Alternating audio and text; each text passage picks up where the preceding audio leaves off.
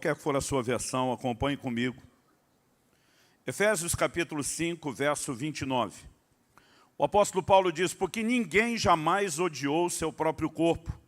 Ao contrário, o alimenta e cuida dele, como também Cristo faz com a igreja. A declaração bíblica aqui, ela vem dentro de um contexto. A partir do verso 22, o apóstolo está falando da relação marido e mulher, e ele estabelece um paralelo com a relação de Cristo e a igreja.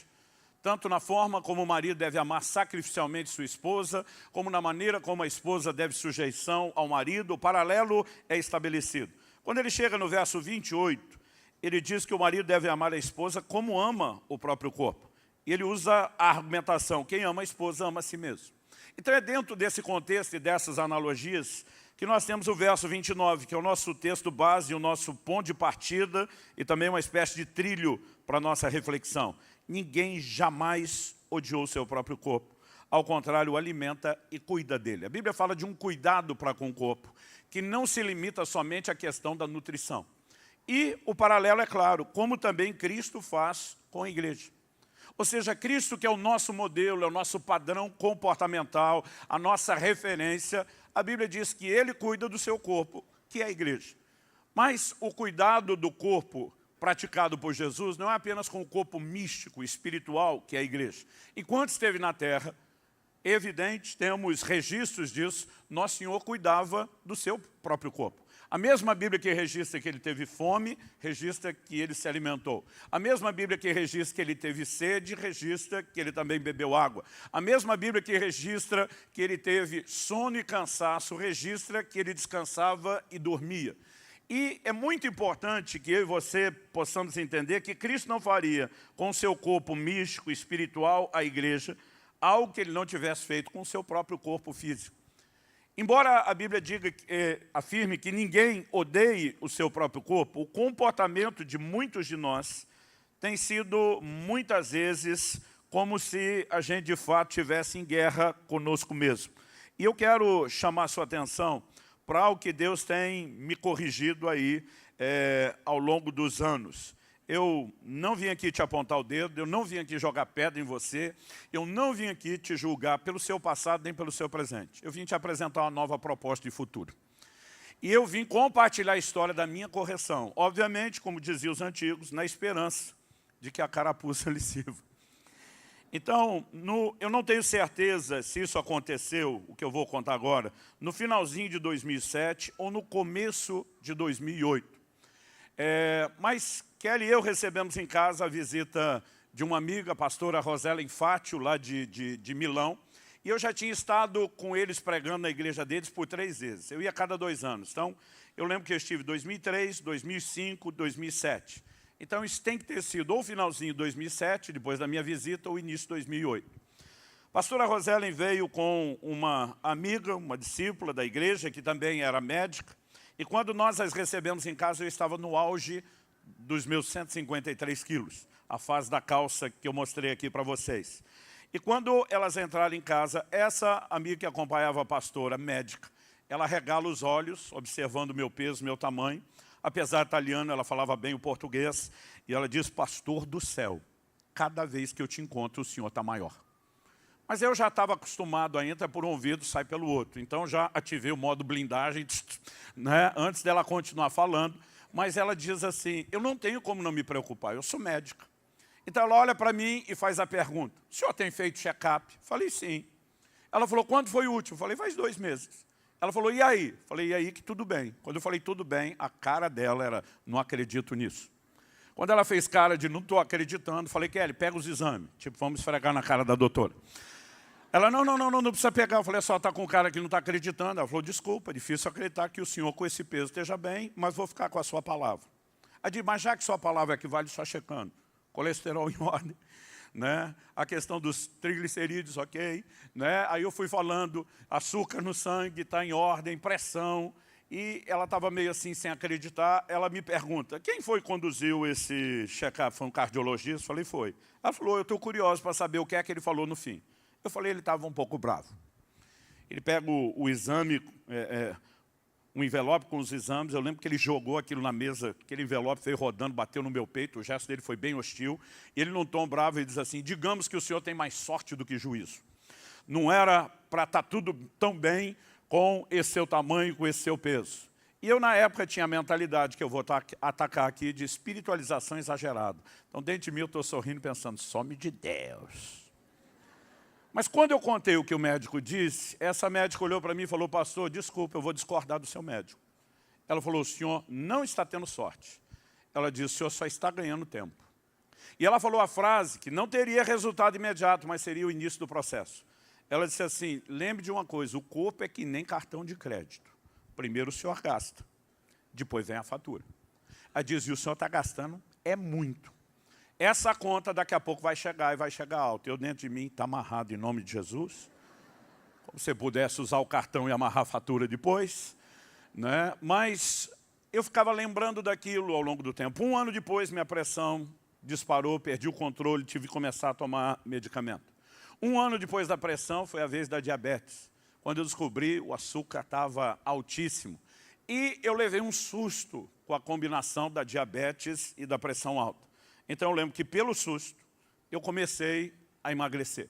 Eu mudei radicalmente o estilo de vida e naquele ano eu perdi 27 quilos, foi em menos de 1 ano. Eu fui descendo dos 153 onde estava. Eu lembro quando bateu 126 quilos, a pressão normalizou e a diabetes também. Quando normalizou, eu malandramente parei de emagrecer. Nunca mais subi além desse peso, mas na hora que eu vi que a coisa estava bem, pensei, minha meta era ter saúde, já estou com saúde, e por isso que eu digo, malandramente parei ali, porque na minha cabeça estava tudo certo. Eu não sabia que eu ainda estava gastando o cartão e que teria mais fatura, mas eu passei alguns anos nisso que eu chamo a fase 2, que são meus maiores vídeos, as fotos mais antigas na internet que as pessoas costumam ver, é dessa época aí dos 126 quilos. Então, eu quero compartilhar com você o que Deus começou a falar e fazer comigo nessa época da mudança da fase 1 para a fase 2. O primeiro elemento foi justamente esse confronto de Deus do que eu quero chamar aqui de uma mentalidade de espiritualização exagerada. O que é isso? Quando o Senhor Jesus está sendo tentado por Satanás lá no deserto, uma das coisas que o diabo fala é, pula do pináculo do templo.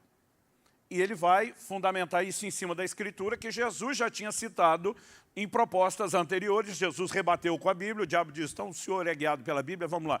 Pula do pináculo do templo. Ele cita o Salmo 91. Porque está escrito, aos seus anjos dará ordem a teu respeito, para que te guardem em todos os teus caminhos, de maneira que você não tropece com o seu pé em pedra. O que é que Jesus respondeu? Ele diz, também está escrito, não tentarás o Senhor teu Deus. Quando Jesus diz, também está escrito, ele está dizendo, o que você acabou de citar não é mentira, está lá. E eu e você precisamos entender que Deus é um Deus que prometeu, porque quis, se comprometeu a nos proteger. Você pode dizer amém? Mas isso não significa que eu e você, deliberadamente, possamos abandonar a previdência, o cuidado, e simplesmente dizer, eu pulo de cima de um prédio. Não faz menor sentido, Jesus chamou isso de tentar o Deus que prometeu te proteger. Aliás, se você olhar ao longo das Escrituras, você vai ter o que alguns, às vezes, pensam que é um paradoxo. O mesmo Deus que promete proteção, fala a respeito de cuidado e de certas previdências ou providências que nós temos que tomar. O Salmo 127 diz, se o Senhor não vigiar a cidade, não guardar a cidade, em vão vigia a sentinela. A Bíblia não diz que porque Deus guarda a cidade não precisa de sentinela. A Bíblia está dizendo que porque a gente usa a sentinela, a gente não descarta Deus. Mas não significa que uma coisa elimine a outra. Nem a natural elimina a espiritual, nem a espiritual elimina a natural. Quem está acompanhando? Deuteronômio 22:8. Deus diz, quando você construir uma casa e fizer um terraço, construa em volta também um parapeito. Deus diz para que você não seja culpado do sangue se alguém cair lá de cima. O Deus que promete proteger diz, mas faça a sua parte. Então eu fico feliz de ver que o povo está na galeria aqui, tem um parapeito para proteger os desavisados que inadvertidamente poderiam, talvez olhando no celular, avançar e cair. Então não é porque temos promessas de proteção que a gente simplesmente vai brincar com aquilo que é a nossa parte. E eu comecei a perceber que assim como no terreno da proteção, a Bíblia fala as mesmas coisas na área da saúde. Por exemplo, o apóstolo Paulo escreve a Timóteo, em 1 Timóteo capítulo 5, verso 23, ele diz, não beba somente água, Beba também um pouco de vinho por causa do seu estômago e das suas frequentes enfermidades. Eu não vou entrar na discussão, né, dos comentaristas bíblicos sobre qual era a qualidade da água onde Timóteo estava, porque, aparentemente, o principal não é se a água era ou não era ruim. Mas Paulo está dizendo, ei, você está com uma situação de saúde, com enfermidades recorrentes, e se você fizer ajustes na alimentação, você pode corrigir isso naturalmente. Paulo tinha um ministério de curas e milagres, mas ele não se ofereceu para orar por Timóteo. Paulo sequer mandou Timóteo orar pelo assunto. E não significa que nós não vamos crer que Deus é um Deus que intervém na área de saúde. Mas nós simplesmente precisamos entender que o fato de ele intervir não significa que eu e você vamos viver abusando da coisa. Quando eu era recém-casado, dezembro agora, que ali eu completamos 28 anos de casado. Então, estou falando em torno de 27 anos atrás, perto disso. Quando eu era recém-casado, fui fazer a primeira mudança. Então, tem que ter tido pelo menos um ano de contrato do primeiro apartamento que eu morei. Eu lembro que eu fui carregar uma caixa. E a caixa estava cheia daquelas louças, daquelas cerâmicas. Sabe aqueles presentes que você ganha mais caro, bonitinho, e que você diz assim, não vamos usar, vamos esperar tal da visita que nunca vem, e você mesmo que mora na casa não usa. Então estava lá as louças que a Kelly gostava e a gente nem tinha usado. E eu coloquei tudo numa caixa, apesar de plástica, ela era bem firme, e eu percebi que estava muito pesado. Mas eu não ia carregar tão longe, eu mirei, olhei, considerei, falei, eu acho que eu dou conta. Então eu flexionei meus joelhos, mantive a coluna ereta, peguei a caixa e comecei a carregar. Quando eu dei os primeiros passos, eu já pensei, deu ruim, calculei errado. Eu vi que não ia aguentar. Mas ao mesmo tempo eu dizia, não está longe, é só mais um pouquinho. E eu fui no meu limite. E quando eu realmente estava no limite, eu tinha que fazer uma escolha de pressa. Ou jogava aquela caixa no chão, quebrava aquelas louças e teria uma situação conjugal. Ou eu tentava salvar a louça e fiz a escolha equivocada, estúpida que eu fiz. Eu simplesmente dobrei depressa, sem o cuidado para levantar, para pôr no chão, sem que quebrasse. Eu ouvi o estalo da minha coluna na hora. Eu não consegui mais levantar do chão. Resultado, 2 hérnias de disco, que instantaneamente começaram a pinçar o ciático. Eu fiquei 15 dias na cama, sem conseguir andar. Com um mês depois do incidente, eu estava arrastando a perna com muita dificuldade, implorando para o ortopedista da igreja que me atendeu me dar morfina, para você ter ideia. Ele me fala, mais ou menos um mês depois, passou considerando todos os exames que nós fizemos e refizemos. Ele falou, vou ser honesto com o senhor, nem cirurgia resolve o seu problema. Ele me disse, ou o senhor aparece com uma dessas histórias que conta no púlpito, ou o senhor vai ter problema de mobilidade o resto da vida. Eu falei para ele, o senhor vai ter a história. 6 meses depois, eu estava totalmente curado da minha coluna. Então, não estou insinuando que Deus não intervenha e que não cure e que não opere milagres na área de saúde. Eu tenho vivido várias dessas experiências no meu corpo, na minha casa, através do meu ministério. Então, não quero insinuar que nós estamos dizendo, não precisa do sobrenatural porque tudo se faz naturalmente. A questão é, tem que se resolver tudo sobrenaturalmente, quando muitas vezes nós podemos agir naturalmente? Então esse é o ponto onde eu quero levar. Por quê? Nos próximos anos eu passaria a engordar bastante, pegar bastante peso. E eu tive outros 2 problemas sérios na coluna. Não necessariamente o mesmo, mas outros 2. Dessa vez não por causa de uma caixa que eu peguei para carregar, mas por causa da carga que eu carregava no meu peso. E Deus me curou as outras 2 vezes, mas na terceira, o Espírito Santo falou assim comigo, eu não vou suspender para sempre as leis da natureza em seu favor. Basicamente o que ele estava dizendo, eu não vou viver sempre quebrando seu galho. Se você não fizer a sua parte, eu vou ter que botar um limite aí. E é isso que eu quero falar sobre espiritualização exagerada. Não estamos dizendo que Deus não fará, e eu creio que hoje, enquanto a palavra é anunciada, antes dessa reunião terminar, pessoas aqui nos acompanhando serão curadas de forma sobrenatural pelo poder de Deus. Eu creio, eu quero declarar isso em nome de Jesus. Então, não estamos anulando isso, mas isso não é desculpa para que a gente não faça a nossa parte. Eu lembro quando ainda era garoto, Silas, meu pai citando quando Jesus vai ressuscitar Lázaro. Em João 11:39, nós temos a declaração de Jesus, tirai a pedra. Meu pai dizia, ressuscitar morto, que só Deus pode fazer, não tem ninguém para terceirizar. Ele assume. Mas rolar a pedra, ele não faz questão nenhuma de fazer no nosso lugar. Ele diz, isso aí vocês mesmos podem fazer. Ele não falava isso no contexto da saúde, eu demorei para aplicar nessa área, mas eu comecei a entender, peraí, tem coisas que estão à minha e à sua disposição. Então a pergunta é, por que não fazer? Então, em 2008, eu levei aquele choque do peso, da diabetes, da pressão. Em 2010 eu comecei a emagrecer, mas ainda levou uns 3 anos. Emagreci só até aqueles 126 quilos. Levou uns 3 anos para o choque de Deus realmente funcionar. Quando chegou o ano de 2013, Deus armou uma conspiração enorme e todo mundo me pegava em todo lugar. Me confrontava, tentava expressar preocupação. E eu lembro de um pastor que me abordou, falou: Subirá, pelo amor de Deus, nós precisamos de você vivo por mais tempo, cara, você tem que se cuidar. Aliás, eu lembro de uma vez um médico falou para mim: você conhece alguém com o seu peso? Quando eu estava assim no auge do sobrepeso, com 70 anos de idade, pensei, não lembrava de ninguém. Ele falou: não precisa ser um amigo direto seu não, pode ser amigo de amigo, amigo da família. Pensei, falei: ninguém. Ele falou: o senhor não conhece porque não tem. Aí eu falei: emagrece quando chega à cidade? Ele falou: não, morre antes. Mas normalmente quando a conversa ia para esse lado, a gente ativava o modo blindagem. Né? É quase como se aquela criança, a quinta série dentro de você, botasse o dedo nos ouvidos e fizesse do tô ouvindo, né? E eu simplesmente agia dessa forma. Mas nesse dia esse irmão falou: Subirá, nós precisamos de você vivo por mais tempo. Pelo amor de Deus, você tem que se cuidar. Ele olha para mim e fala assim: você é um patrimônio do corpo de Cristo. A minha vontade de dizer: agora tem um Unesco espiritual tombando os outros. Né? Mas eu respondi para ele na mentalidade de espiritualização exagerada: para mim o morrer é lucro. Filipenses 1, estar com Cristo é incomparavelmente melhor. Quando eu falei isso, ele rebateu na hora: e se tu der a sorte de morrer? Falei: como é que é? Se for subir, você está achando que vai desligar o disjuntor, caiu o negócio e está resolvido, você passou para a glória na hora? Ele falou: a maioria que não se cuida como você não dá sorte de morrer depressa não. Vai para uma cama e além de sofrer vai dar trabalho para a família. Eu nunca tinha pensado nesse outro lado.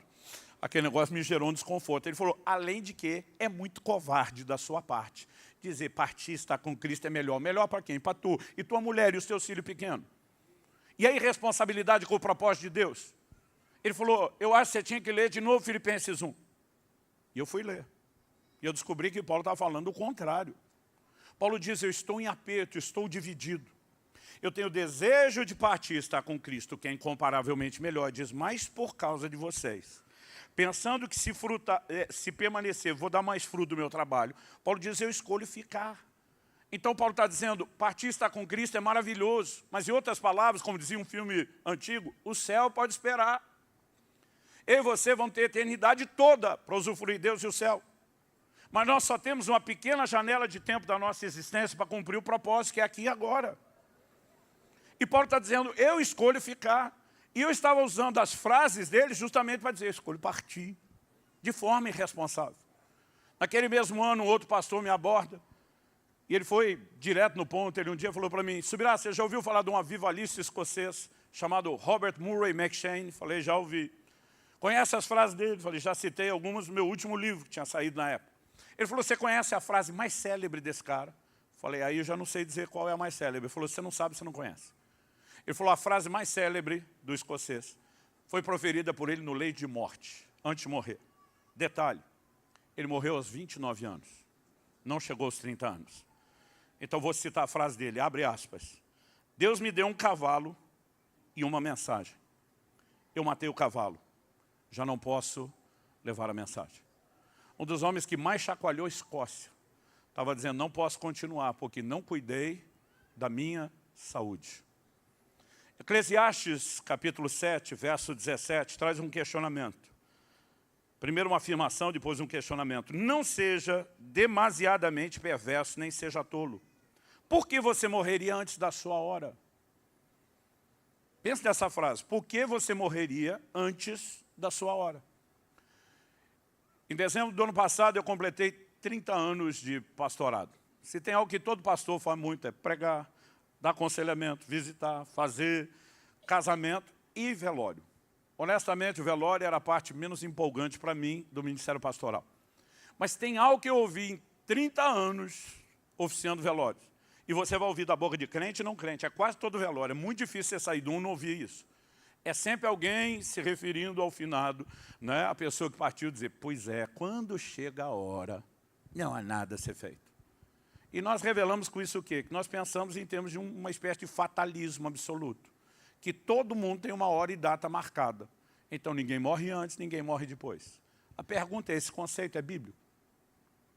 Se Eclesiastes, capítulo 7, verso 17, está perguntando por que morreria antes da hora, então existe uma hora que seria ideal, genericamente falando, mas, obviamente, ela não é tão inflexível como nós achamos que é. Alguns podem antecipar aquilo que era o ideal. Então, primeiro vamos começar do que seria o ideal. Jó, capítulo 5, verso 26, diz: em robusta velhice você descerá à sepultura, como se recolhe o feixe de trigo no tempo certo. Qual a hora certa de colher o trigo? Quando está maduro, não quando está verde. E qual o paralelo disso aplicado à nossa vida? Nenhum de nós deveria partir prematuramente. O plano genérico de Deus, robusta velhice. Não só velhice, mas robusta velhice. Isso significa que a gente tem que se preocupar em não só ter mais anos de vida, mas também ter mais vida em nossos anos. Tem muita gente guardando dinheiro para a velhice, mas não está investindo na sua saúde para desfrutar.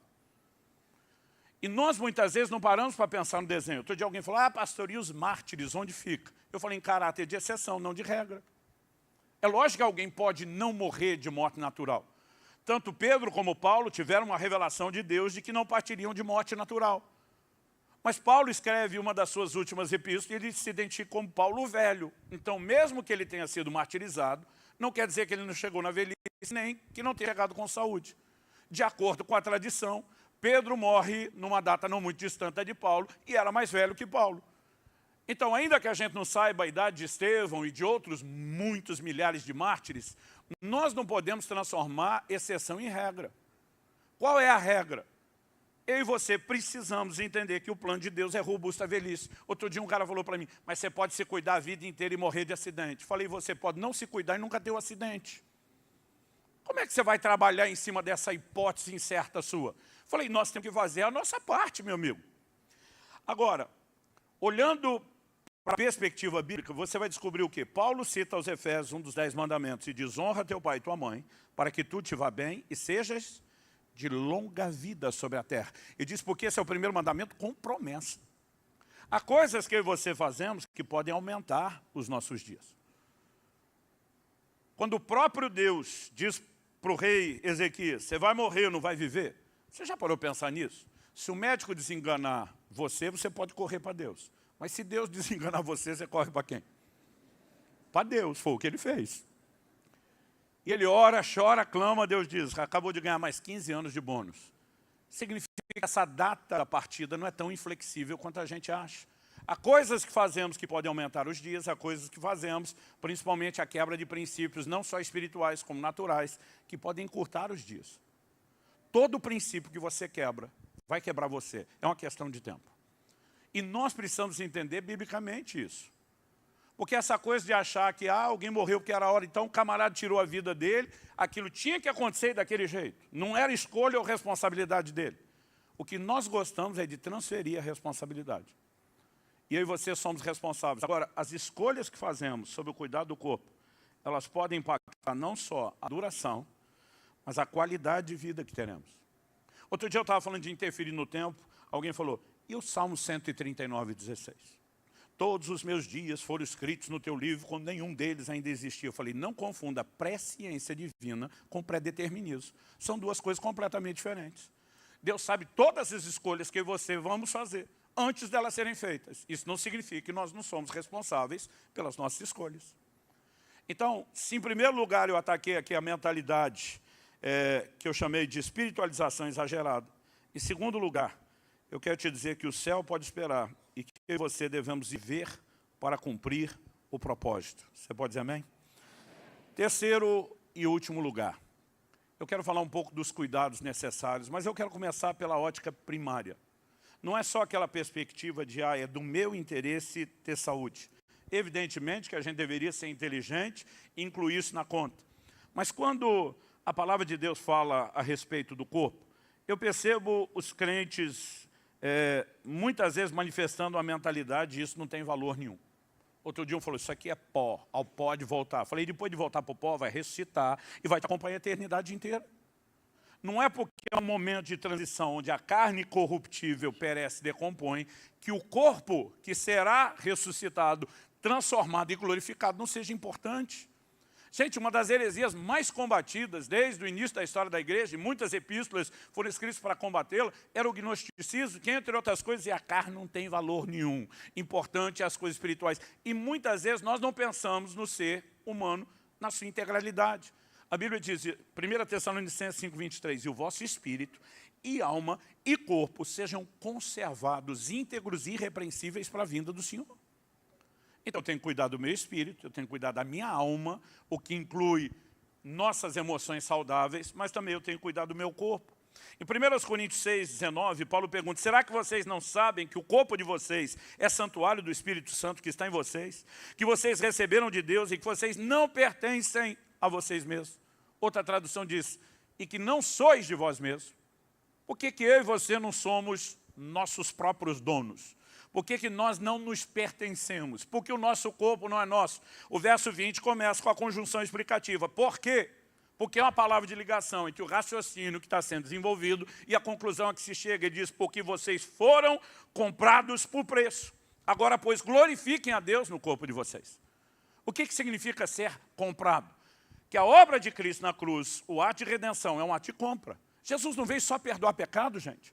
Apocalipse 5, versos 9 e 10, e diz, e cantava um cântico novo, dizendo, digno é o Cordeiro que foi morto de abrir o livro com seus selos. O texto diz, porque foste morto e com seu sangue compraste para Deus homens de toda raça, tribo, língua, povo e nação, e para o nosso Deus os fizestes reis e sacerdotes.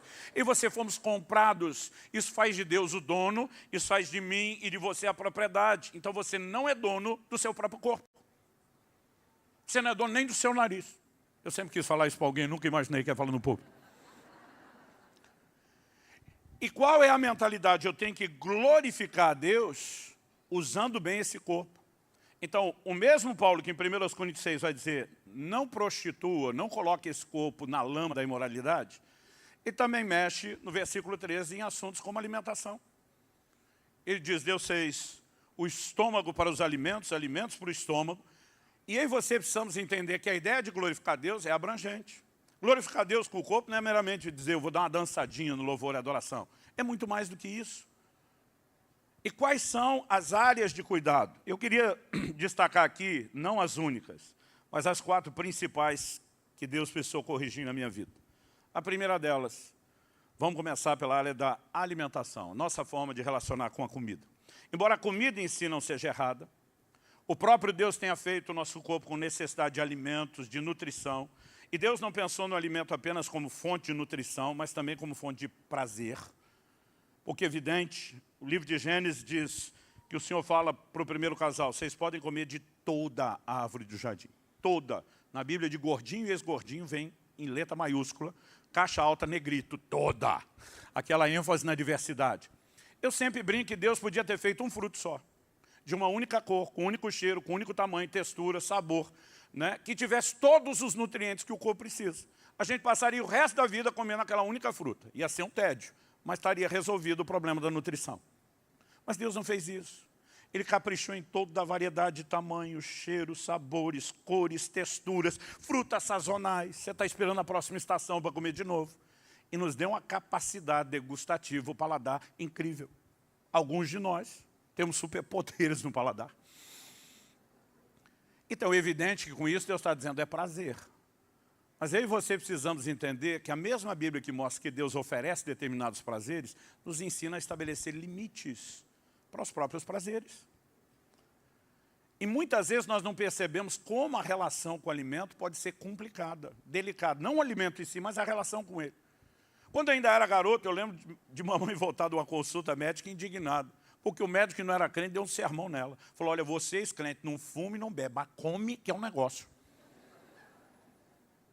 E mamãe indignada ainda, como se o médico tivesse errado.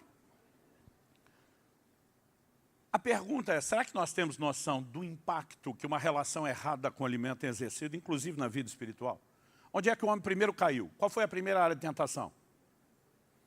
A essência da tentação não era comida, mas a embalagem que foi vendida era, porque era o que daria certo. Porque Esaú vendeu seu direito de primogenitura por um prato de comida. Números 11 diz que o povo sentiu saudade do Egito, queriam voltar para o lugar da escravidão de onde Deus os tirara. Por causa de quê? Comida. Aonde Satanás primeiro tentou Jesus, transforma essas pedras em pães.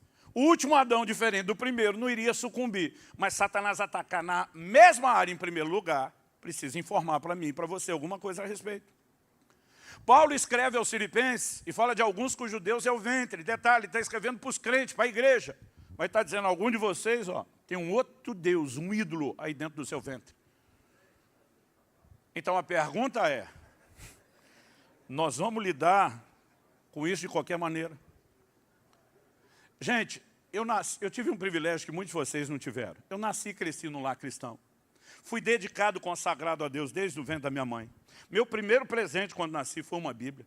Entreguei minha vida a Jesus aos 3 anos de idade, antes de completar os 3. Fui batizado aos 7. A denominação que eu participava nem fazia isso, não batizava criança antes dos 12, eu fui meio que uma exceção histórica. Deus me chamou para o ministério aos 8 anos de idade. Aos 15, fora do contexto da igreja que eu cresci, que não dava muita ênfase para isso, eu finalmente seria batizado no Espírito Santo, que eu brinco que foi quando eu perdi o juízo e nunca mais voltei ao normal. Nessa fase do início da adolescência, meu coração ferveu para Deus. Falei para Deus, eu vou te servir todos os dias da minha vida, eu vou te dar o melhor. Fiz escolhas saudáveis pela luz que eu tinha, no ambiente que eu tinha. Falei, eu quero casar da forma correta, constituir família, viver uma vida de integridade. Então, quando eu via muita gente que se convertia depois de ter aprontado muito e externava tanto arrependimento, eu sempre falava, eu vivi uma vida sem arrependimento. Mas hoje em dia eu mudei essa frase. Eu tenho retificado isso, Elisete. Eu digo assim, eu tenho um grande arrependimento. Qual? Não ter entendido os princípios bíblicos do cuidado do corpo antes. Porque durante muito tempo eu não só ignorei e negligenciei isso, mas eu me tornei um péssimo exemplo para os outros. Até hoje, os médicos, a turma da saúde diz, pastor, graças a Deus que o senhor se converteu nessa área. Porque o senhor era um péssimo exemplo. E sabe, 1 Coríntios 10, 31 diz assim, quer comais, quer bebais, ou façais qualquer outra coisa. Fazei tudo para a glória de Deus. Durante muito tempo eu não comi e eu não bebi para a glória de Deus. E nós não podemos dizer que não é uma área que mereça atenção, mas simplesmente a gente não quer enxergar. O pior é que a gente, além de não ver o que está lá, às vezes a gente ainda distorce. Quando Jesus manda os discípulos pregar e diz, comei de tudo o que puser diante de vós. Gente, por anos eu acreditava que Jesus mandou comer tudo. E comer de tudo e tudo é bem diferente. Mas assim, o que passasse na frente, eu dizia, vamos obedecer o nosso Senhor. Um dia eu estava numa mesa, a comida estava maravilhosa. Eu doido para repetir, mas ninguém repetia. Eu esperando alguém primeiro, ninguém ia. Eu fui perdendo a paciência de esperar os outros. E o gordinho, pior que ele sempre faz piada. Aliás, pensa numa criatura alegre, são os gordinhos. E eu gostaria que vocês respeitassem mais os gordinhos. Porque o que eu estou falando não envolve só eles. Porque já tem uns olhando torto, dando cotovelada, que eu vou vendo daqui, gente. Não é justo mirar só neles. Eles merecem sua cota também de terrorismo. Mas eu lembro que nessa hora que ninguém falava nada, eu peguei e tentei, falei, vamos largar uma base bíblica. Falei, gente, não sei vocês, mas eu vou repetir porque tem base bíblica. Quando eu falei isso, todo mundo me olhou com a cara de, que isso? Falei, gente, Elias. O anjo acorda ele, manda comer, ele volta a dormir, o anjo acorda ele de novo, fala, come de novo. Falei, é bíblico eu repetir. Foi, inclusive, é bíblico a dormidinha depois do almoço. Mas quando eu falei que era bíblico, repetir, um na mesa falou assim, mas Elias andou 40 dias depois de repetir, quanto é que você vai andar? Aí o gordinho é feliz até alguém confrontar ele. Eu olhei para o cara e falei, bicho ignorante, não sabe brincar? Mas a gente acaba distorcendo muita coisa. E essa é uma área que nós temos que arrumar. Foi a primeira área que eu tive que mexer. Segunda área, questão do sobrepeso. Eu falei, isso não, tem uns magrinhos, gente, que se você pegar os exames dele, o negócio está feio. Está uma bomba ambulante. Então, a questão do peso não é o único fator. Mas não dá para dizer que quem está com sobrepeso não precise dar atenção a isso. Um dia eu estava lendo a Bíblia, cheguei em 1 Timóteo, capítulo 5, verso 16. Desde o verso 3, o apóstolo já está falando do cuidado com as viúvas dentro da igreja. Mas quando chega no verso 16, o apóstolo diz assim, se alguma mulher crente tem viúvas em sua família, socorra-as, para que a igreja não fique sobrecarregada e possa socorrer as viúvas que não tem ninguém. Então Paulo começa no verso 3, dizendo, olha, socorra as viúvas são verdadeiramente viúvas. O que significa isso? Que algumas viúvas, o marido não tinha morrido direito? Não. Ele está dizendo que as que tivessem arrimo de família, filhos ou netos, a família deveria cuidar dos seus, recompensar os progenitores, o que era justo diante de Deus. E ele diz para a igreja não ficar sobrecarregada. Então, quem tinha família, os familiares cuidavam. Quem não tinha familiares para cuidar, a família da fé abraçaria o cuidado. E o argumento de Paulo é para que a igreja não fique sobrecarregada. Eu lembro do dia que eu li isso, o Espírito Santo falou comigo assim, nenhuma sobrecarga é sábia. Eu parei, achei que ele ia me dar uma revelação sobre o ministério pastoral, sobre a igreja. Fiquei esperando, o que é que vem? E aí ele continua e diz, nem a sua sobrecarga de peso. E eu não consigo te explicar o que aconteceu, mas meus olhos se abriram. Parece que aquela blindagem toda de anos, não sei se foi intercessão dos irmãos, que todo mundo, né, hoje fala, pastor, eu orei muito pelo senhor, para o senhor chegar, eu falo, muito obrigado. Mas de repente meus olhos se abriram, nenhuma sobrecarga é sábia. Se você constrói um prédio com uma estrutura de andares de peso maior do que o alicerce suporta, o que é que vai acontecer com esse prédio? Vai cair. Você tem uma exceção histórica lá na Itália, em Pisa, que entortou. E, na verdade, usar de uma engenharia para não terminar de cair. Mas o prédio, mesmo não cair, não serve para nada, só para foto. Se você colocar sobre um automóvel, não importa se estamos falando de um carro de passeio, um utilitário que vai de caminhonete a caminhão, mais peso do que ele suporta, o que é que vai acontecer? Primeiro rebenta a suspensão, depois você pode inutilizar o carro. Se você colocar mais peso numa embarcação do que ela suporta, vai afundar. Mas aí a gente entra numa lógica inversa de que carregar mais peso no corpo está tudo bem. Eu quero te dizer, não está bem coisa nenhuma. Eu avariei toda a minha suspensão, joelho, costa, um monte de coisa durante o tempo do sobrepeso. E o duro, que a gente, além de não perceber, fica tentando se convencer que está bem. Sem contar as desculpas do gordinho. Não, eu tenho uma estrutura óssea maior. Se você colocar duas pessoas do mesmo, estou falando da mesma estatura, o magro e o gordo, e tirar o raio-x, os ossos são iguais, gente. Não existe esse negócio. Mas de alguma forma, de alguma maneira, a gente não está considerando o impacto. Agora, não é só na suspensão, só as juntas. Um corpo maior vai precisar de uma irrigação sanguínea maior e você vai ter um coração trabalhando mais para bombear sangue para uma área corporal maior. Meu coração já estava hipertrofiado, aumentado de tanto trabalhar. É por isso que começam a aparecer os problemas de pressão. A gente não engordou sem problema de alimentação. E aí você não tem só um coração trabalhando mais, normalmente você tem veias entupidas, né? Ou que estão sendo limitadas. Então, eu lembro a primeira vez que eu passei por um médico que tem me acompanhado, o Dr. Aldo, eu estava com todos os gatilhos de infarto, de derrame, tudo armado. E a gente não percebe a própria questão da diabetes, gente. Hoje, a obesidade e a diabetes estão tão relacionados que os médicos criaram um termo único para relacionar as coisas, que é diabesidade. E é um efeito dominó, uma coisa vai levando a outra. Você entrou na diabetes, não é só um açúcar a ser controlado, você tem uma desordem hormonal e uma coisa vai levando a outra, é um efeito dominó. E a gente não pode simplesmente tapar o sol com a peneira e dizer, não é problemático. Eu quero dizer, é só uma questão de tempo. Como aquela médica me disse, você está gastando e a fatura vai chegar. Por que é que Deus usou o profeta Jeremias?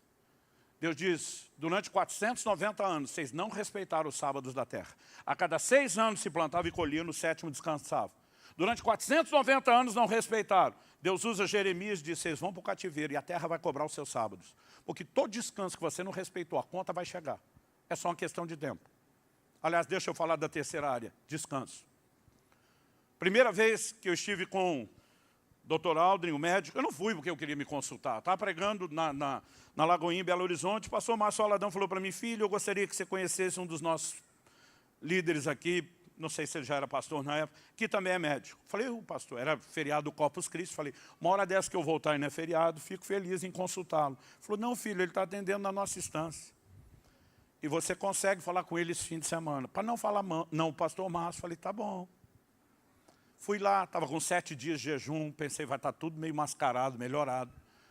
E tem uma máquina que avalia a gente, eu brinco aqui, revela até a alma, as mágoas que você tem de quem, por quanto tempo, é um negócio assustador. E aí quando ele terminou o exame, eu falei, e aí doutor, muito ruim? Ele olha para mim e fala assim, melhor do que eu esperava para alguém como você que não se cuida. Aí eu falei, não, é que Deus tem falado comigo. Quando eu comecei, o Deus tem falado comigo, e eu já vou contar a parte que foi a ignição final que eu precisava, ele já me deu um corte estilo facas Tramontina. Daqui a pouco eu conto isso também. Ele falou assim, como é que está seu sono? Eu falei, está ótimo. Ele falou, como ótimo? Quanto você dorme por dia? Eu falei, de 4 a 6 horas. Ele falou, não está ótimo coisa nenhuma. Eu falei, meu corpo não tem necessidade de mais. Ele falou, não é o que seus exames estão dizendo. Além dos gatilhos de infarto, derrame, todos armados, seu nível de estresse, cortisol, ele falou, está uma bagunça isso aqui. Eu falei, o senhor não é daqueles que acreditam que nós temos que dormir 8 horas, é? Eu falei, o dia tem 24 horas, dormir 8 horas é 1/3 da vida dormindo. Olhei para ele e falei, dormir é perda de tempo. Linguagem de imperativo. Ele olha para mim e diz, eu acho tão incrível quando eu encontro alguém mais sábio que o próprio Criador. Eu nunca tinha pensado nessa perspectiva. Ele falou assim, Deus cria o corpo com a necessidade de 8 horas de descanso, mas você tem um plano melhor que o de Deus. Aliás, eu tinha dificuldade com isso, eu dizia, quem que prova que tem necessidade? Será que não é o povo que acostumou com a própria preguiça deles? A gente faz muita afirmação e conclusão, gente, baseada na nossa ignorância. Quando os médicos pediam exame de cortisol até 8 da manhã, eu dizia, gente, como é que o corpo sabe que é 8 horas, não tem relógio? Mas a verdade é que ele tem. O ciclo circadiano de rotação na Terra, nosso corpo, seja, é por isso que as pessoas, quando viajam para um outro país, em transporte rápido, vão ter dificuldade com a questão do fuso. Gente, nós precisamos entender que Deus planejou tudo de uma forma tão extraordinária, que é uma coisa assim impressionante. Ele olhou para mim e falou assim, Luciano, você já teve alguma vez aqueles parques lá de Orlando, na Flórida? Coincidentemente, eu tinha ido há pouco tempo pela primeira vez. E eu estava deslumbrado com aquilo. Falei, já. Tive o privilégio de conhecer. Ele falou, não é tudo lindo e maravilhoso? Eu falei, demais. Ele falou, alguma vez você viu em algum parque alguém dando manutenção ou limpeza? Eu tenho uma memória fotográfica, comecei a visitar as cenas, falei, nunca vi. Ele falou, pensa bem. Eu pensava, falei, nunca vi. Ele falou, um parque que passa milhares de pessoas. Não precisa de limpeza, manutenção? Eu falei, com certeza, mas agora que o senhor está falando, estou chocado. Porque eu nunca vi. Ele falou, sabe por que você nunca viu? Porque eles só dão limpeza e manutenção à noite, quando o parque fecha. Quando ele falou isso, eu entendi na hora a alegoria. Quando eu e você vamos para a cama, e fechamos os olhinhos, nosso parque fecha. E dormir não é apenas só carregar a bateria, como alguns de nós achamos. O corpo passa por um processo de limpeza, de manutenção necessário à sua existência. Aí nós temos uma mentalidade de produtividade que ela é burra, com o perdão da palavra. O livro de Eclesiastes, falando do machado, diz assim, se estiver embotado o ferro, tem que se pôr mais força. Então pensa no lenhador que tem que rachar lenha, mas o corte do machado está embotado em vez de afiado. Aí o cara vai botar mais força, vai gastar mais energia, mais tempo para produzir menos. Aí alguém chega para o lenhador e diz, ô campeão, por que você não para um pouquinho a afiar esse machado? Não tenho tempo para perder. A gente ia olhar e dizer, bicho estúpido. Porque parar para molar o machado não é perda de tempo. É um investimento que vai salvar tempo e produtividade. Então, com o corte afiado, ele vai cortar a lenha melhor, com menos força, mais rápido e gastando menos energia. Então, o que nós precisamos pensar em produtividade a longo prazo.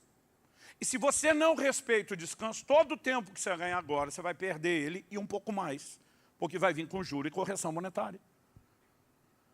Em Marcos, no capítulo 6, eu queria chamar a atenção especialmente dos pastores e pregadores agora.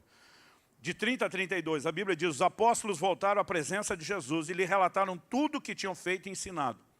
Ele lhes disse, venham repousar um pouco à parte num lugar deserto. Isso porque eles não tinham tempo nem para comer, visto serem muitos os que iam e vinham. Então foram de barco para um lugar deserto à parte. O Jesus que mandou os discípulos pregar o evangelho, expulsar demônios, curar os enfermos, agora está ouvindo o relatório deles, empolgado, eles estão falando do tanto que fazia. Quando Jesus vê o volume de trabalho, ele diz, ei, vamos dar um break, pausa, vamos descansar. Eu lembro do dia que eu pensei, sério, Jesus? Que o Senhor está botando essas turmas para criar a mentalidade de corpo mole?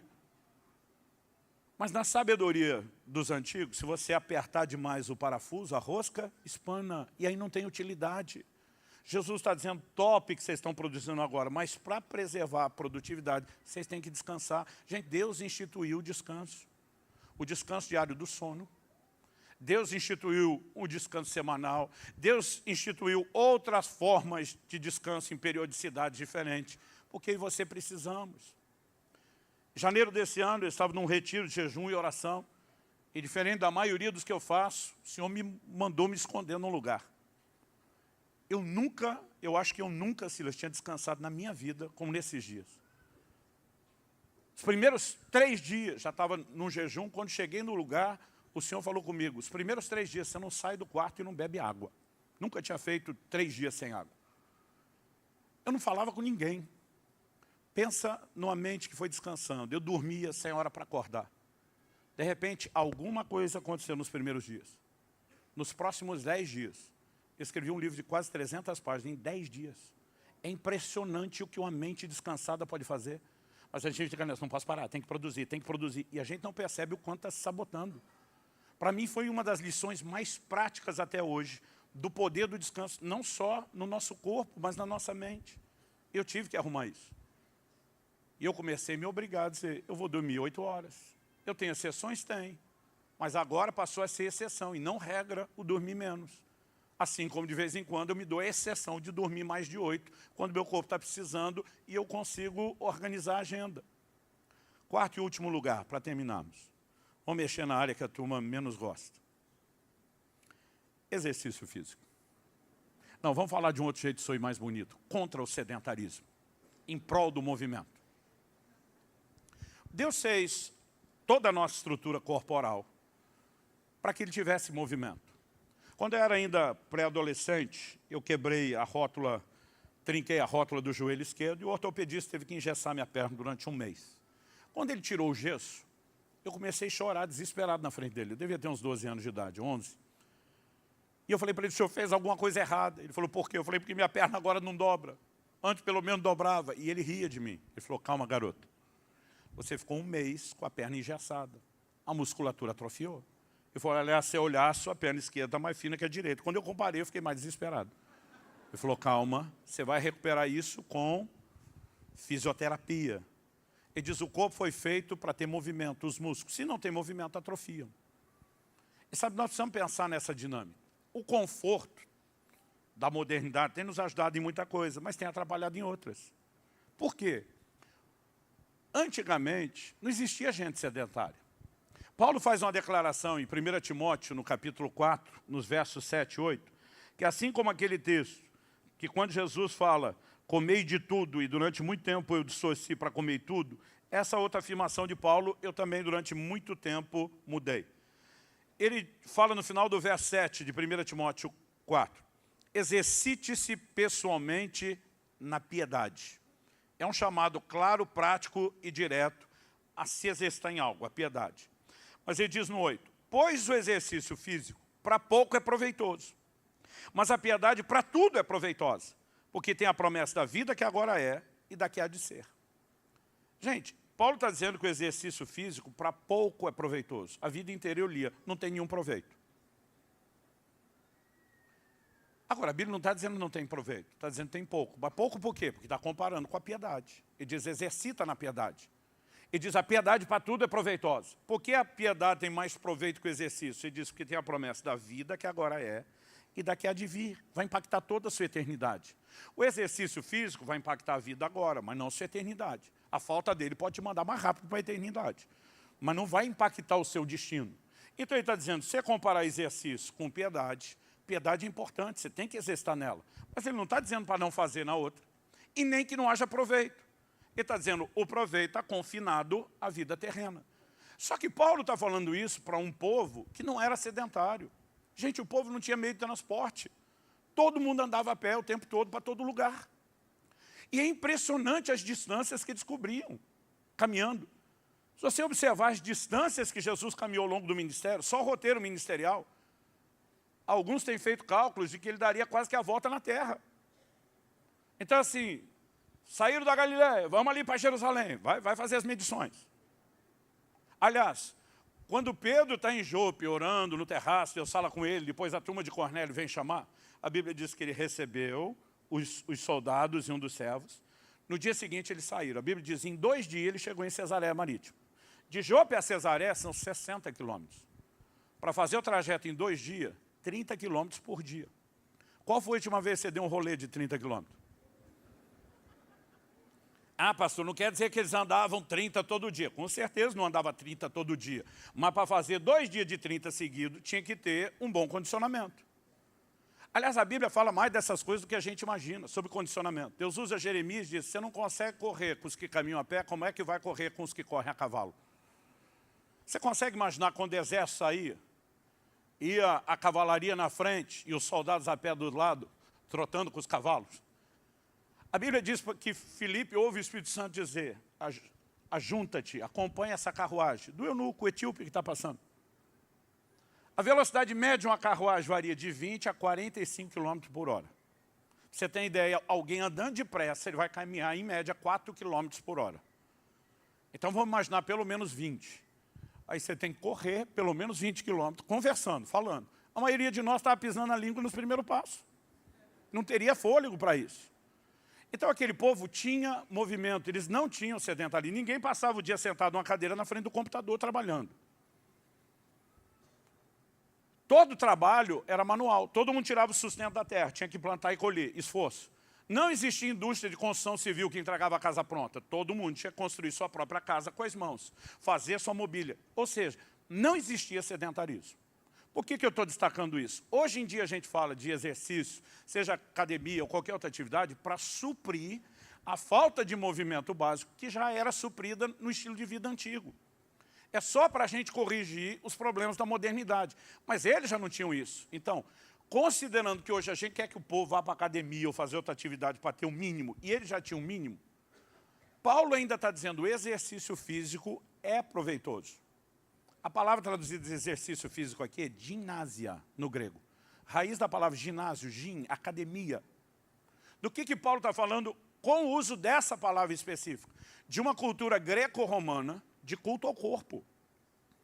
Era a turma que ia malhar, não porque precisava do mínimo de movimento, mas porque queria definição muscular, vaidade. Então Paulo está dizendo que até esse negócio, que era mais do que só saúde, ainda tinha proveito. Como é que nós vamos dizer que o mínimo para preservar a saúde do corpo não é importante? Os neurologistas têm destacado, pesquisa após pesquisa, que uma das melhores formas de prevenir demência na velhice é exercício cardiovascular. Porque a irrigação sanguínea no cérebro tem o poder de produzir neuroneogênese, a formação de novos neurônios. Eu não sei você, mas eu quero ser o velhinho da cabeça boa. Só que eu sempre odiei cardio. O exercício foi a última coisa que eu resolvi, porque só há 3 anos e pouco atrás, eu fiz uma cirurgia enorme no joelho e na perna. Eu tenho um problema congênito só no joelho esquerdo, que me atrapalhava o exercício, mas com o tempo e o sobrepeso, ele encaixou errado, a perna começou a entortar, e eu passei a ter os movimentos cada vez mais limitados, e eu não podia fazer muitos exercícios. Eu tive que fazer uma cirurgia gigantesca. Além do joelho, me quebraram o fêmur, tíbia, não só quebraram, arrancaram um pedaço de um osso, fizeram um corte de um jeito no outro. Eu fiz uma osteotomia dupla. Eu tenho 2 placas de titânio e 18 pinos aqui na perna. Eu fiquei quase 3 meses sem pisar com todo o peso do corpo no chão. Porque os médicos diziam, ou você faz isso agora e volta a exercitar, ou com 60 anos de idade você vai ter um problema sério de mobilidade. Você não vai andar para quase lugar nenhum. E foi depois disso que comecei a exercitar. Mas quando eu falei, vou exercitar com a consciência, que eu estava na fase final de arrumar essas coisas, eu soube de um personal lá da nossa igreja, fazia 5 anos que ele orava para me pegar. Dizia, Deus, deixa eu ajudar o Subirá. A turma dizia, pode, esquece, 5 anos. Eu falei, vai ser esse, que perseverou, que vai me ajudar. Só quando ele veio, eu falei, deixa eu dizer o seguinte, eu vou me dispor a fazer o anaeróbico com musculação. Falei, cardio eu não faço. Presta atenção, falei para ele, musculação de Deus, cardio do Satanás. Ele só ria. Eu dizia, se algum dia você sugerir polichinelo, eu dou em você. Ele, tudo bem, pastor, vamos fazer o anaeróbico. O tempo foi passando e eu comecei a descobrir que cada tipo de exercício tem seus benefícios. E chegou uma hora que quanto mais eu estudava o assunto, eu falei, eu não posso abandonar a ideia do cardio. Só que tudo aquilo que pode ser desconfortável no início, é incrível seu poder de adaptação. Hoje eu tento fazer cardio quase todos os dias. Aliás, o cardio para mim é uma extensão do tempo devocional. Eu ainda evito impacto, evito correr, mas eu vou para o elíptico, para a bicicleta, boto louvor, adoração, 1 hora de oração em línguas, enquanto estou lá no cardio. É uma extensão do meu tempo devocional. Minha mulher tem olhado para mim e fala assim, quem te viu e quem te vê. De vez em quando ela olha para mim e fala, quem é você? Quem está aí? O que você fez com meu marido? Porque é possível que a gente vá produzindo ajustes. Mas não adianta ter a cabeça boa na velhice e você não ter mobilidade no corpo. Sabia que uma das maiores causas de morte prematura na velhice está relacionada a quedas? E isso por quê? Porque é normal que com a idade a gente tenha perda de massa muscular. Então é importante você fazer um investimento nos músculos. Não precisa hipertrofiar e ficar gigante, mas dizer, eu vou ter o mínimo de mobilidade. Então eu falei, além da cabeça boa, eu quero treinar. Um dia desse alguém falou, Subirá, de onde você tira essa paixão de treinar? Eu falei, primeiro eu quero honrar o Deus que eu desonrei com o meu corpo há muito tempo. Eu falei, segundo, eu já sou avô, meu amigo. E desde que eu soube que minha primeira netinha estava a caminho, eu tomei uma decisão. Eu falei, eles não vão me cansar, eu vou cansar eles. Eu estou com 2 netos por enquanto, ainda não estou com essa coleção toda. A minha netinha mais velha tem 3, o menor tem 1. Quando ela olha para mim e fala, cansei, vovô, eu, yes. Vamos ver se eu vou manter o ritmo quando eles chegarem na adolescência, né? Porque aí a conversa é outra. Mas eu tomei algumas decisões e eu fui arrumando minha vida para honrar Deus. Mas a pergunta é, a gente arruma de uma vez? Não. No início, eu lembro que eu estava tentando aprender a beber mais água. E os caras queriam controlar o pH da água. Eu dizia, para, é muita informação. Eu dizia, eu não consigo entender tudo. Aliás, na minha primeira conversa com o Dr. Aldo, quando eu falei para ele lá, e aí, está tudo bem? E ele falou assim, e aqui eu quero encerrar já. Ele falou, melhor do que eu esperava. E eu falei, Deus está falando comigo. Por que eu falei isso? Eu falei de você viver para cumprir o propósito. Em 2013, aquele ano da conspiração, que Deus começou a mobilizar a gente, eu tive o privilégio de conhecer um pastor que atualmente mora em São Paulo, na época não. E as pessoas nas minhas viagens pelo Brasil me perguntavam muito se eu conhecia ele, principalmente nas viagens para a Europa. Você conhece o pastor Paulo Canuto? Eu dizia, já ouvi falar, mas não, aquilo foi me deixando curioso.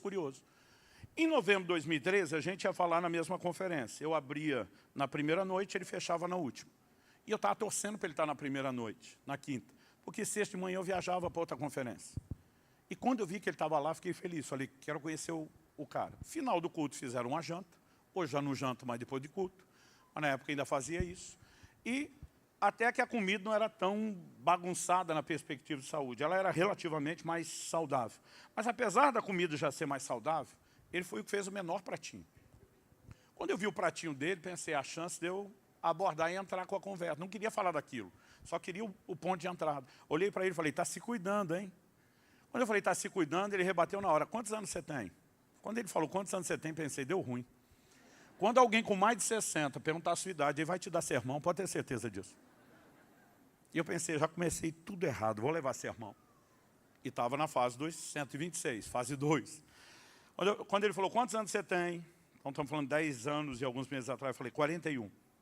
Ele falou, não, estou perguntando sua idade. Porque ele falou, quando eu tinha 44 anos de idade, e ele falou, eu achei que você estava perto dos 40. Ele falou, quando eu tinha 44 anos de idade, eu morri. Eu falei, você o quê? Ele falou, eu morri. Eu falei, como assim morreu? Ele falou, eu morri. Eu tenho o laudo médico da minha morte. Ele apresentou a mulher, Eva, eu estava do lado dele, e falou assim, ela é minha testemunha. Ela que me socorreu, me levou para o hospital.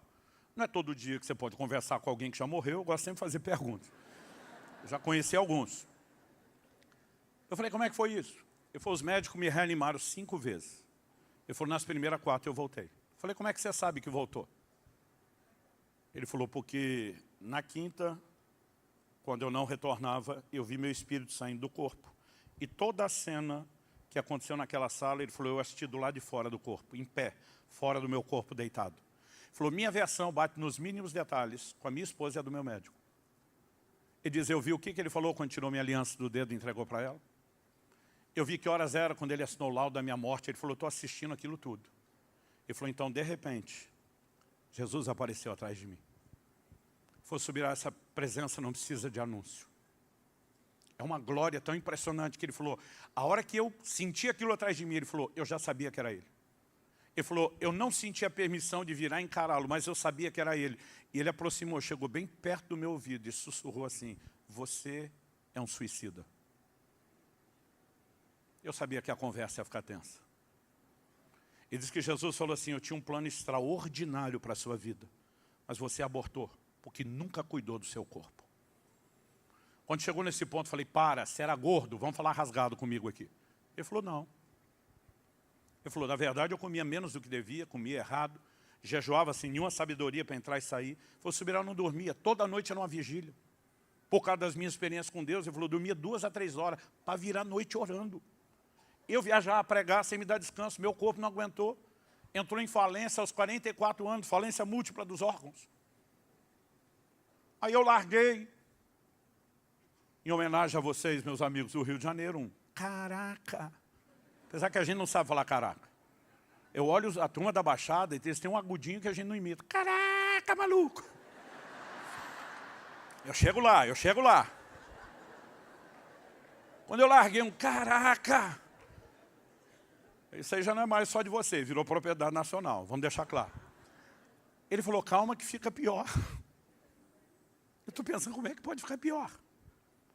Ele falou, Subirá, Jesus me deu uma visão do que teria sido o meu velório do dia seguinte. O velório que nunca aconteceu, eu assisti. Ele falou, eu vou dizer uma coisa para você. Não tem nada pior do que assistir o próprio velório. Ele falou, eu vi o meu. Meu corpo arrumado, terno, gravata, flores, coroa de flores, amigos, familiares chorando. Ele dizia, alguém chegava perto do caixão, apontava a mão na direção do corpo e dizia assim, mas o Paulo era uma bênção. Por que será que Deus recolheu ele tão cedo, tão novo? E Jesus falava atrás dele enquanto ele tinha visão. Além de abortar o meu plano para a sua vida, você faz com que eu seja julgado. Jesus disse, eu não te recolhi coisa nenhuma, foi você que se matou. Mas agora as pessoas me julgam pela sua negligência. O chão sumiu debaixo do meu pé. Eu levantei daquela mesa.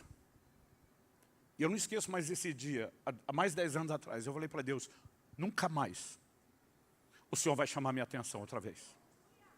Eu falei, nunca mais, é a última vez que o Senhor chama a minha atenção sobre isso. Mas sabe o que eu falei para Deus? Eu falei, me dá 1 ano. Eu não vou conseguir mudar de hoje para amanhã. Eu vou ter que repensar tudo. Eu já sabia, ninguém muda comportamento sem mudar primeiro os valores. Mas só para terminar a história, o canudo de Jesus, se eu estou aqui, não fui a lugar nenhum, o Senhor mostrou isso tudo, eu vou ter alguma chance? O Senhor falou para ele, vai. Ele disse assim, então eu prometo me cuidar. E ele contou toda essa história por causa da minha abordagem, está se cuidando. Mas disse que antes de voltar para o corpo, Jesus disse assim, mas você vai colher o que plantou. E você ainda vai sofrer um tempo no hospital e na mão dos médicos. Mas ele disse, quando voltar e for cumprir sua promessa de se cuidar, ele disse, priorize o alimento que eu criei, não o que o homem faz. Então me permita fazer um último adendo antes de terminar. Silas, eu passei 2 minutos, dá para descontar da próxima? Quando eu terminei de escrever o livro do Cuidado do Corpo, eu tenho 3 capítulos sobre alimentação. Um é sobre alimentação, o outro restrições alimentares, inclusive questões doutrinárias. Escrevi um sobre os efeitos saudáveis do jejum, que tem a ver com desintoxicação.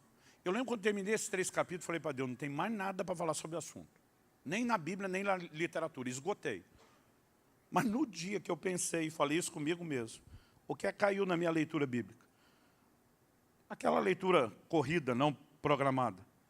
2 Reis, capítulo 4, de 38 a 41. Fala de quando Eliseu chega em Gilgal e que havia fome na terra. E ele manda que um dos seus discípulos preparassem uma comida para os filhos dos profetas. A Bíblia diz que o jovem saiu e ele achou as traduções mais modernas, por equivalência, não literalidade, diz uma trepadeira silvestre. As mais antigas de Almeida diz colossíntidas. E a Bíblia diz assim, colhendo dela, encheu sua capa de colossíntidas, voltou, cortou-as em pedaços, pondo-as na panela, visto que não as conheciam. Outra tradução diz, mesmo sem saber o que eram. Depois, ele deu de comer aos homens e alguém grita, morte na panela. E o morte na panela era literal. Eu fui pesquisar o que eram as colossíntidas. Elas tinham uma propriedade laxante. Em pequenas quantidades, tinham um uso terapêutico para o intestino. Mas em grandes quantidades, além da vulga diarreia, ela tinha o poder de provocar sangramento intestinal até a morte. Era altamente tóxica em grande quantidade. Então, quando alguém grita morte na panela, eu não sei se quem comeu percebeu o gosto, porque quem preparou não sabia. Não acho que deu tempo de fazer mal, se não tinha feito mal para todo mundo. Ou, uma vez que era um grupo de profetas, e dos profetas dá para esperar tudo. Você sabe como os profetas se cumprimentam quando encontram? Nós, gente normal, a gente olha para o outro, e aí, tudo bem? O outro, tudo, e você? Os profetas é o contrário, um olha para o outro e diz, você está bem, e eu como estou. São os homens da revelação. Então, eu não sei se algum deles teve a revelação, mas alguém grita, morte na panela, e Eliseu teve que intervir, senão aquele povo ia morrer. Quando eu terminei de ler esse texto, o Espírito Santo falou assim comigo, qual o paralelo desse texto e a vida de vocês hoje? Eu falei, não sei não. Ele me fez uma segunda pergunta, por que a morte foi parar na panela? Eu falei, isso eu sei, por causa da ignorância do abençoado que preparou a comida. O Senhor me disse, pois é, e quanto à ignorância de vocês hoje, não está botando morte na panela, no prato e no corpo de vocês. Gente, em nome do conforto, da facilidade, nós priorizamos demais alimentos industrializados, processados. Processado é pouco, ultraprocessados. E a gente não tem noção quanto aditivo químico a gente consome. Conservante, saborizante, aromatizante, corante, a lista é gigantesca. Hoje, mesmo quem resolve comer orgânico e diz não como nada industrializado ou processado, ainda tem outro risco, que já são os agrotóxicos. Os pesticidas, até a comida orgânica já vem envenenada. É por isso que eu tenho batido na tecla cada vez mais. Nós precisamos jejuar não apenas como uma prática espiritual, mas uma prática de detoxificação, de limpeza para o corpo. E naquele dia, enquanto estava na frente do meu médico, eu falei, Deus está falando comigo por causa da experiência do canudo. Porque ele falou, está melhor do que eu achava. Eu fui dar uma de bom, falei, Deus está falando comigo. Ele falou assim para mim, Luciano, eu também sou pregador. Prego menos que você em termos de quantidade, mas sou. Ele falou para mim, algo frustrante, é você terminar a mensagem, fazer um apelo, ver um cara chorando lá na frente, dizendo, eu vou mudar. Você ficou olhando e pensando, na metade da semana, miserável, tu esqueceu que chorou. Esqueceu da mensagem que te tocou. Ele falou, isso também te frustra? Eu falei, muito. Mas ele me pegou no calo, do jeito certo.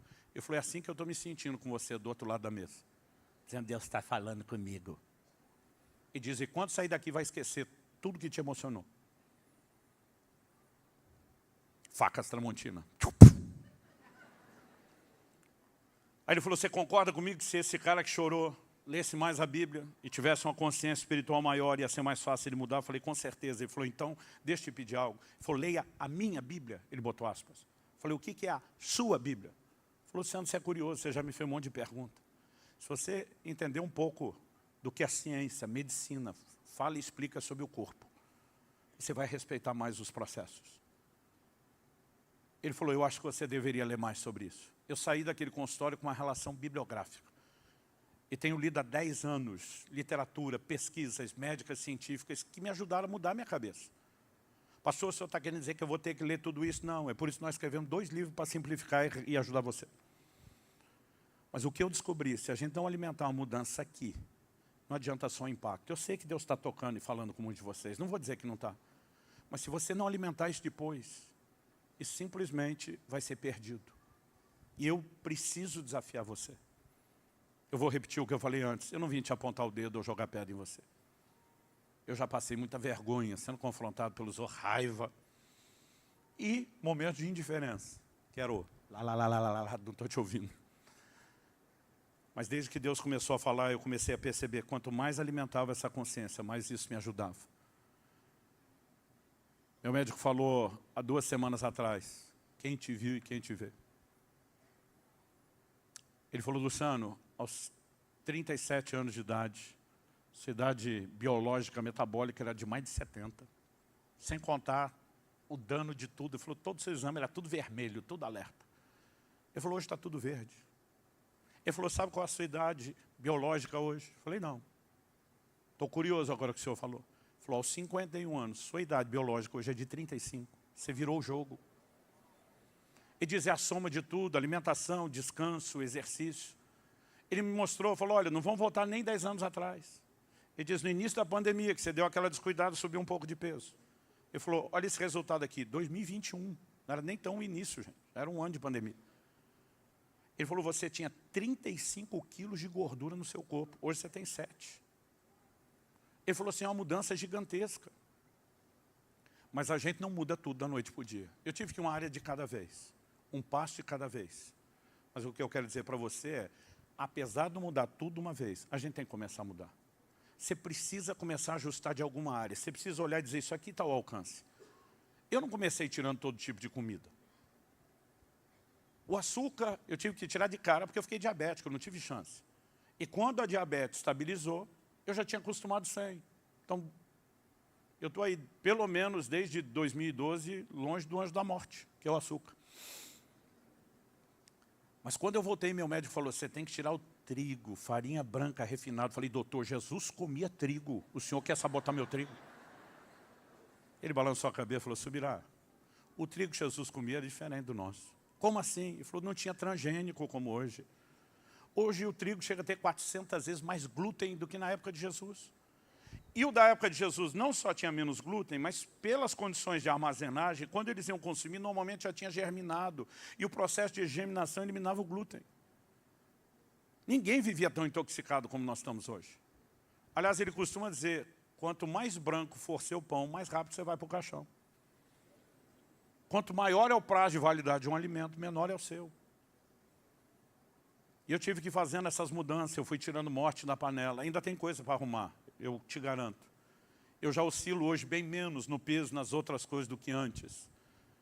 Mas eu me dei prazo. Então lá no início falei para Deus, me dê um ano. E nesse um ano eu fui estudar. Foi nessa época que eu conheci o Dr. Aldrin. E desde então eu tenho vivido uma revolução. E eu espero de alguma forma não te julgar, mas te inspirar a implementar mudanças. Você recebe essa palavra em nome de Jesus? Vamos orar.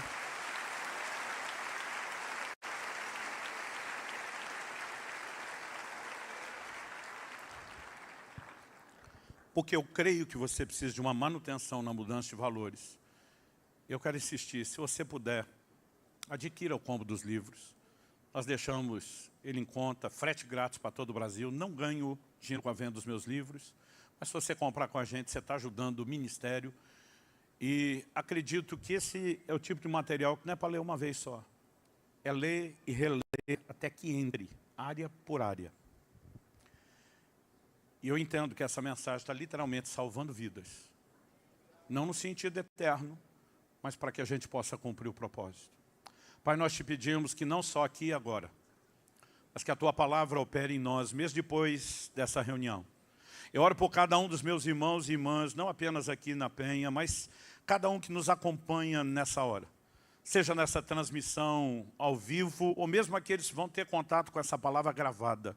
Eu oro que o Espírito de Deus sopre sobre o coração de cada um, que haja despertamento, que haja uma nova consciência, mas que aquilo que o Senhor começou não só não seja interrompido, não só continue, mas que cresça, que se desenvolva em cada um de nós. Que o Senhor encontre em nós resposta e espaço da correspondência devida para que essa obra seja completa e que possamos te glorificar com os nossos corpos. É a nossa oração em nome de Jesus. Amém. Amém. Deus abençoe.